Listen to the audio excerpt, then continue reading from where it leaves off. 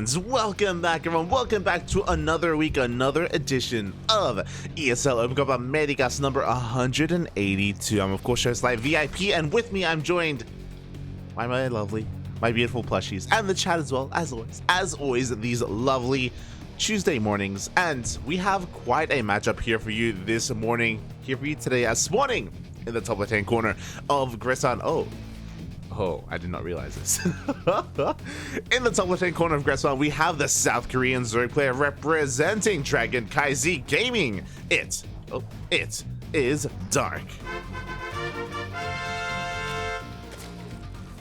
And spawning in the bottom right-hand corner, if I recall correctly, I believe he is typically a Zerg player, but we have the American Protoss representing himself. It is Yoyo.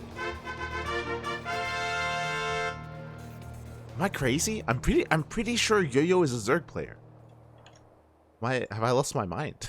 Let me just double check. But yeah, it's great to be back, of course, once again this lovely morning, and we have quite a lot of players, quite a lot of matches ahead of us.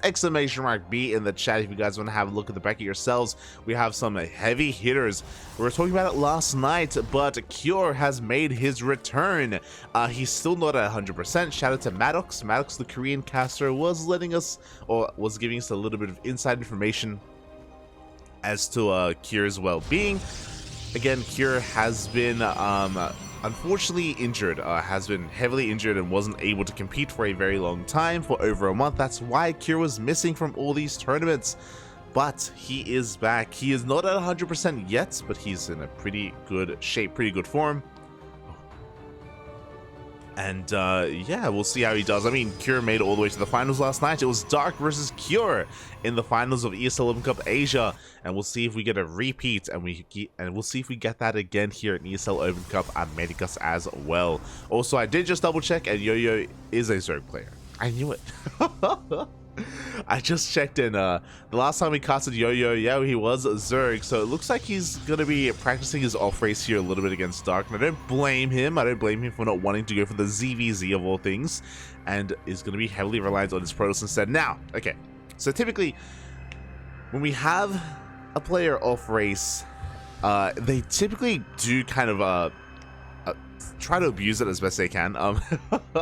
Usually the way they play is how they hate to play against, or what they hate to play against. So I wouldn't be surprised if Yoyo tries to go for like Sky Toss behind this. We'll see if we go for an Oracle first or a Void Ray to try and clean out these overlords and keep Dark in the dark. As a Link slips into the main base and gets a full scout of the main, getting an eye on everything that Yoyo is up to. Confirms the Stargate opener. Hasn't seen the first unit yet, so it looks like the Link does get cleaned up. Oracle is going to be on the way.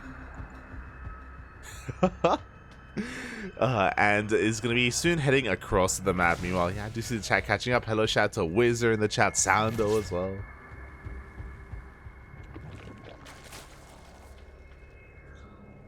And yeah, we're also just getting confirmation that, yeah, he's mainly a Zerg player. And I thought so as well. Like, we have casted Yoyo in the past. And I'm like, man, my memory isn't that bad. I know what main race he is. Thankfully. As the first Oracle is zooming across the map. And we'll see what we can get done. We have a second Oracle coming up behind this as well. We have our third base being set up back at home. Adepts are in position, reducing all that lovely surface area. And so far, the Oracle has had a hard time finding too much damage. The Queens are in position. The Oracle gets fended off. Natural base is looking a little bit exposed, but no, the Oracle doesn't quite go for it. Does back off for the time being. And we are transitioning of the Twilight Council on the way. Soon the Forge. There it is. The Forge does get thrown down as well. So pretty standard setup here from Yoyo. Not gonna lie, typically when we have some off-racing Protoss players, I'm thinking of like Raynor as well, for example, they do typically go Sky Toss. So I'm happy to see a more standard play out of Yoyo. He dives into that third base. Oh, he takes a lot of hits, gets 3 drone kills. It looks like the Oracle is gonna be able to get out of there. Oh, very nicely done, but maybe I spoke too soon as the second Oracle up. Oh my god. Is barely going to be able to escape as well with 1 HP. You do love to see it. Gonna be able to regenerate their shields. 5 drone kills, not too bad against Dark. Definitely not too bad at all. But these oracles are going to have a hard time finding even more damage now that they have been softened up. Meanwhile, the third base is getting well underway, and we are not going for blink. We are going for charge instead. The gateway's explosion is upon us, and we should be seeing that Templar Archives momentarily as well to go into charge loss and Archons. So yeah, cool to see Yoyo mixing things up, and there's that Templar Archives that we were talking about now on the way here in the main. And this can definitely work out quite well for Yoyo. We've been seeing this kind of rise in popularity a little bit. In the past, it was just these +1 Blink Stalker follow-ups that were all the craze and all we saw. But now players have been mixing things up a little bit more, especially hard countering things like Ling Hydra. Definitely can work out very well if the Zerg player is caught unawares and skipping their Roach Warrens. Until such a time, Dark, though, is getting ready with Lings. He has Lings here outside the natural, just poking and prodding, but he's got 20 more Lings on the way. There's no shield battery here. Ay, ay, ay. Without the shield battery, the High Templar go down one after the other. The Archon gets focused down as well. The greed here from Yoyo is being punished, and there we go. Immediately, he recognizes his mistake, and he is working on that shield battery. Before that happens, the Lings, they dive in once again. The whole position micro is looking good enough. The Oracle's forced to activate and waste their energy once again. And Dark is getting ready for another wave.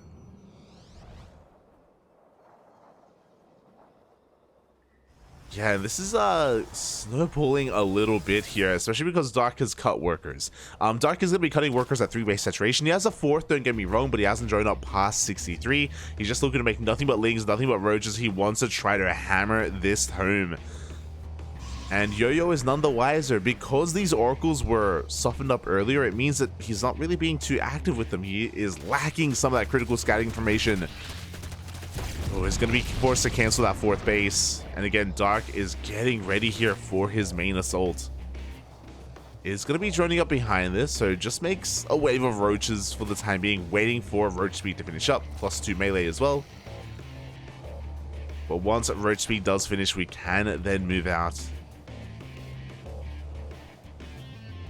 And yeah, Yoyo hasn't been able to really get too much scouting information from here. He's going to be moving out. As he moves out, oh, the Lings are trying to catch that Archon. Thankfully, Yoyo is attentive. He does save it in the end.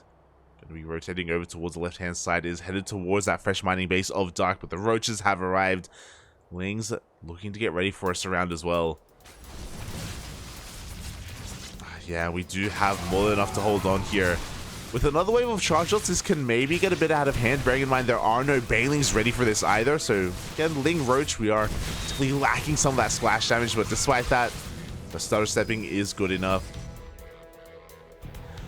Looks like Dark, he wants to try to catch his arm. He doesn't want to allow Yoyo to get out of here, and yet he does come in from behind, forces a recall.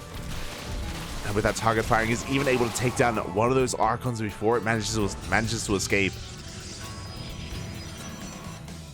Dark with full map control. Now he's looking to move out. Finally, Roach Speed kicks in. +2 also does kick in as well. Did we ever get said Bailey Nest? Not at all. We have the Spire and we want to get into those mutas. Dark wants to spread his wings. Thankfully, this War Prism, even though it doesn't get too much damage done, even though it does get scouted, Yoyo did come across the Spire, so we do see Phoenixes in production as we speak. Yoyo fully aware of the tech that Dark is working towards, but he doesn't need mutas right now. Like, he has gotten such a lead just from the early game, just from the damage he's been able to deal, and now he's maxed out. Storms are able to buy a little bit of time here, but there's still just so much on the ground for Dark. The Lings, the Roaches. And Banelings. We don't need them. Apparently, as the Storms once again push back the Roach army, Nexus is going to be going down. At the same time, the Lings do get cleaned up on the right-hand side. But again, we are just keeping the economy of Yoyo in check.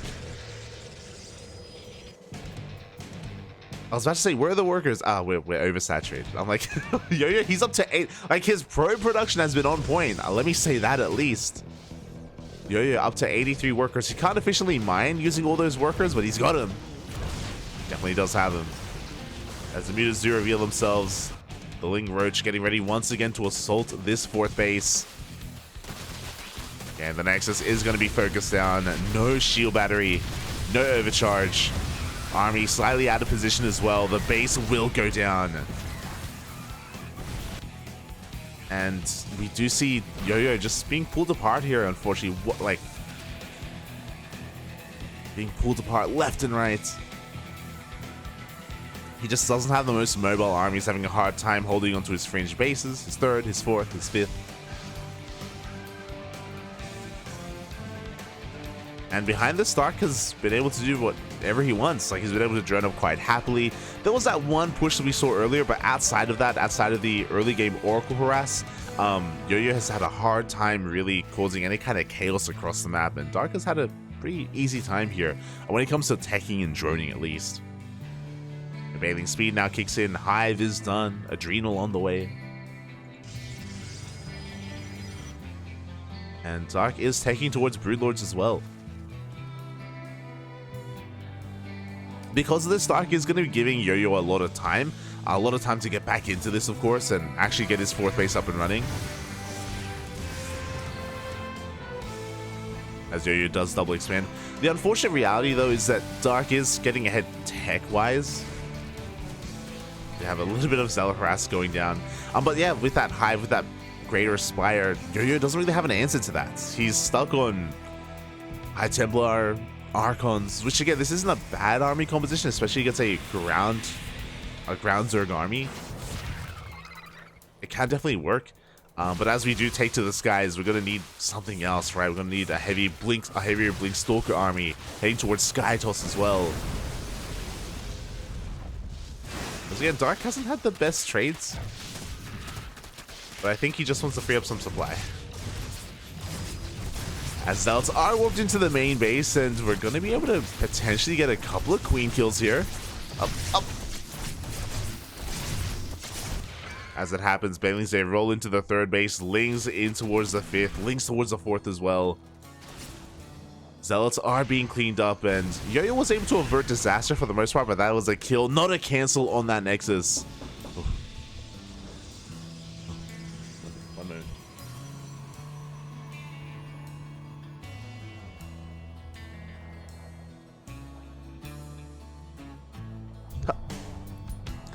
And the Broodlords are on the way. Oh, boy.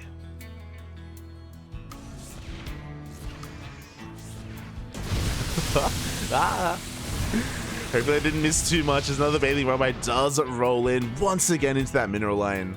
Yoyo able to, for the most part, avoid disaster, but still loses 8 of those workers. As the Broodlord count gets higher and higher. And this is just a way for Dark to secure his victory. It's just a way to, yeah, really not fumble the ball. I don't really know how. I mean, with maybe a high enough Archon count, we can slowly get on top of these Broodlords, but we have a Roach army behind this, or under this. Getting on top of them is going to be a tough ask. And here we go, the Broodlords will now reveal themselves.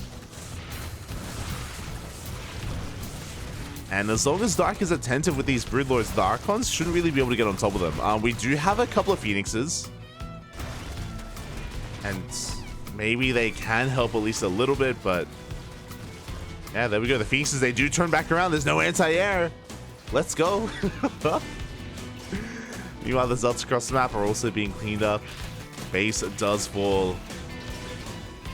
And Yoyo is being forced all in at this point. He knows that he can't really deal with the Broodlord army. He has to make something happen with this force. Goes for the recall. Ah.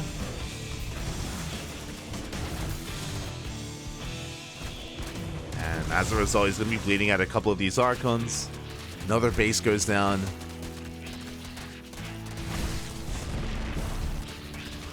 Yoyo just trying to hold on with what he has, but it looks like, yeah, this may just be a little bit too much. This won't be the most efficient trade of these Banelings, as the Archons are going to be able to take them all down. But Yoyo is actually setting up a base trade. I was really curious as to his army movement as the 3rd base goes down. Yeah, Yoyo, he's just trying to avoid the Broodlord army. He's going for the base trade. Trying to make the best out of a bad situation. And we'll see what he can get done before Dark does turn back around. As a reminder, Recall was already used up. So Recall is no longer available here for Yoyo as he gets into double Void Ray production.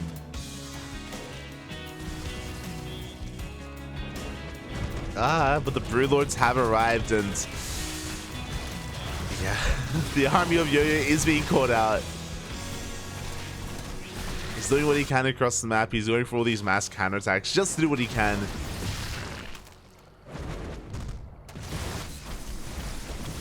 And he's going to be able to find some damage, but like the Roach Baling army comes back home. We're going to be able to clean this up. The Archons do fall. Void Rays are going to be able to potentially take down some of these Broodlords, but yeah. Yo, he's being fueled by Copium right now. GG. For a while. GG, well played. Dark will take game number 1. Oh, GG.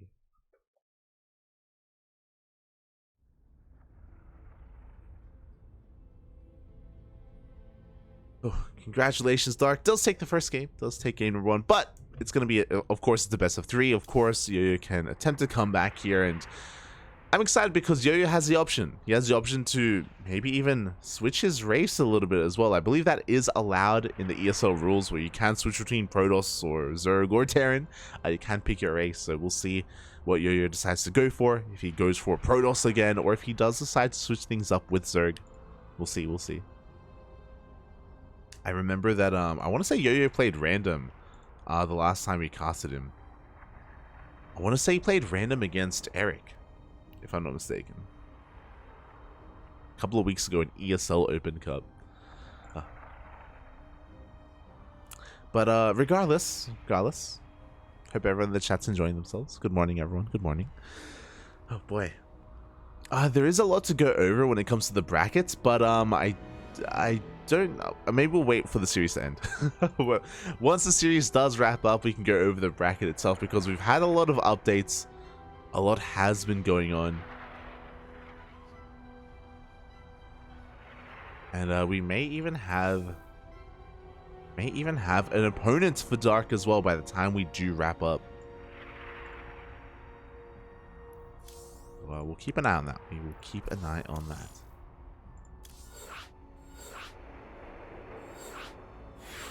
The bracket is progressing quite nicely, but yeah, hope everyone has been enjoying themselves. I guess another PSA, I believe, if I'm not mistaken, GSL is going to be tonight as well.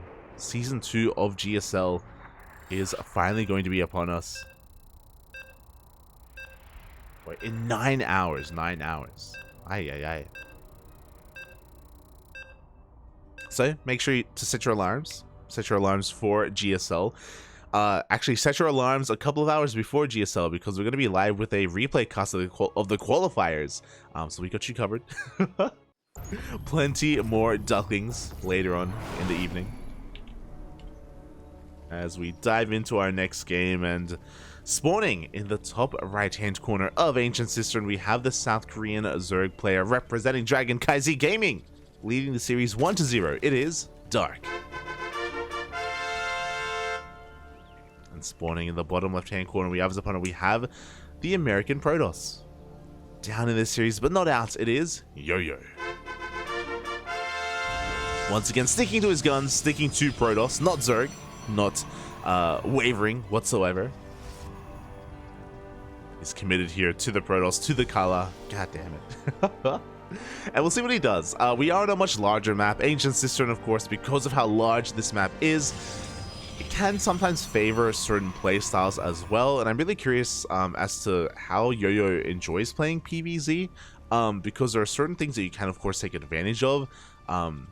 We've seen quite often on Ancient Cistern a more tech-heavy style, where you go for, of course, +1 Blink Stalkers as a follow-up to the Stargate opener, but you're more defensive back at home. You get into your second Robo, and you work towards Colossi, and you work towards this, like, 4 Colossi push, of this 4 Colossi timing, which can work quite well. We've seen Skytoss here on Ancient Cistern as well, depending if we want to take that route. We saw a glimpse of it towards the end with the Void Ray production. We can, of course, start that a little bit earlier on if possible. Or maybe Yoyo just believes that he can kind of refine his build You know, maybe he's just warming up his Protoss and he wants to try to go at it again with the Charge of Archon. Maybe hit a crisper timing against Dark. It's going to be difficult though, because I feel like Ancient Cistern is Dark's map. He enjoys this quite often in ZvP. We saw it a couple of nights ago with Dark versus Classic in the KSL. I mean, we've seen it plenty of times, but most recently with Dark versus Classic. And yeah, on Ancient Cistern Dark, he really thrives on this map. I think we saw it last night with Dark versus Hero even as well, where he goes for a mass link style. He makes it so difficult for the Protoss player to have too much map presence or map control. He keeps them at home, and behind all that map control, he's able to expand, drone, tech up into Hive, go into Ultras if possible, if need be, maybe even into Mutas. It's been Dark's go-to here in this matchup, and again, players like Hero and Classic, they've been struggling against it. Struggling to be active on the map, I should say.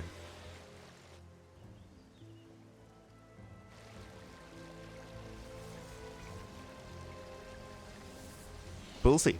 We'll see what Yoyo has in store for us. See what he goes for. As once again, it's a Stargate opener going into that first Oracle. Meanwhile, across the map, Dark was able to go into a Hatch Gas Pool opener. What's a little bit surprising to me is that Yoyo didn't go for a pro block. As a result, Yoyo has very limited scouting information right now, is playing in the dark, which is a bold move against Dark himself. As the first Oracle is zooming across the map, we should be seeing the third base momentarily alongside that second Oracle. So again, a very macro-oriented opener here from Yoyo. But again, we'll see how he mixes things up with the follow-up. And we'll see if he has a little bit more kind of diversity in this play. As the first Oracle gets across the map, and uh-oh. Dark doesn't want to be stuck in another long game. I understand. As last game, he was, of course, in a way, I don't want to say forced to go into Broodlords, but you know, it did go on for quite some time before he was able to close things out. With this 4-minute lair, I'm feeling an itis. Oof. As the first Oracle does go down, the second takes a lot of hits as well. A little bit of miscontrol there by Yoyo. Not ideal. No additional gases have been taken. We are continuing Queen production. This is feeling like potentially Ling Queen Nidus. But we'll see. We'll keep an eye on those gas geysers. If additional gases are taken, then we can tech up into something like a Spire or a Hydroden. But for the time being, I'm feeling the Ling Queen Nidus. We have an Overlord set up here into the main base. There's that Nidus we were talking about. The Queens are in production. The Lings as well. Dark going for one of his more standard all-ins. One of his more popular all-ins, I should say.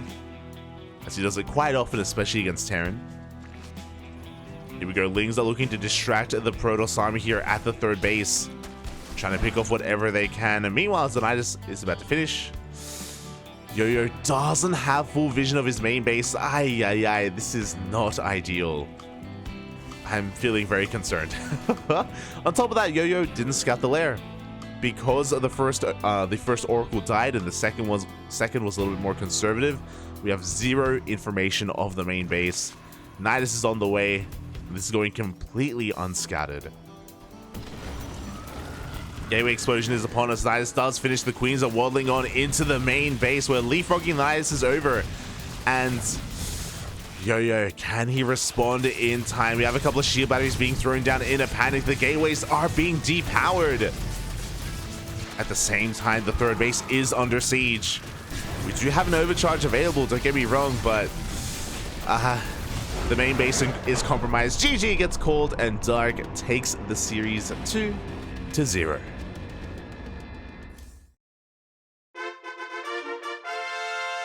GG, well played. Oh, pretty solid build there, but solid games out of Dark. Again, game one went on quite a little bit longer, and even though Dark was never in too much danger, I mean, shout out to Yoyo for again just sticking in it as best he could, as long as he could, going the distance against a player like Dark.